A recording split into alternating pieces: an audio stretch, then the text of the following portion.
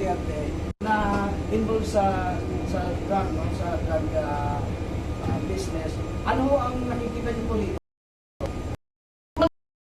Si Jed Mabilo, hindi naman tumakbo na nakaraang eleksyon. Ang inaantay yung mga natalo nung nakaraang eleksyon, lumampas na yung 1-year ban, kaya naitala na yata si dating Senador Francis Tolentino bilang Dole. Inaantay din, inaabangan din si Secretary Abalos dati kung saan siya mapaupo. At yung iba pang mga haka-haka, hindi ko alam. Pero marami talaga nag-aabang pagkat yun nga, magkakaroon daw ng shake-out. Kaya lang, ito nga, dati pinag-resign naman sila lahat, naibalik naman halos lahat. Kaya tignan natin kung ano talagang pagbabago ang mangyayari. Pero May na ngayon, kaya yun nga, paso na yung 1 year, di ba? Yung 1-year ban. So, inaasahan na may pagbabago talaga.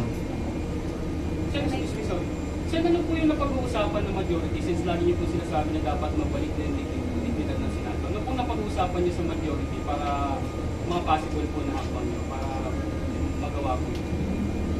Well, unang-una nga, tutukan na yung tunay na problema ng bansa. Solusyonan na itong Iran war fallout na napakatindi ng epekto sa ating bansa dahil 98% tayo dependent sa Middle East oil. At 2/3 ng ating coal-fired plants, talagang imported pa rin ang coal. At alam natin na panay-tirik na sa Visayas at Mindanao ng mga coal-fired plants, sa katutak na brownout sa Visayas at Mindanao. At eto nga, yung problema ng gasolina, ng diesel, ng magsasaka, na walang fertilizer, ang abono, yung urea, hindi lang mahal, wala pang mabili. So, ang daming problema na totoo na hindi naman kailangan na mapunta sa politika. So, yun ang unang namin gustong tutukan.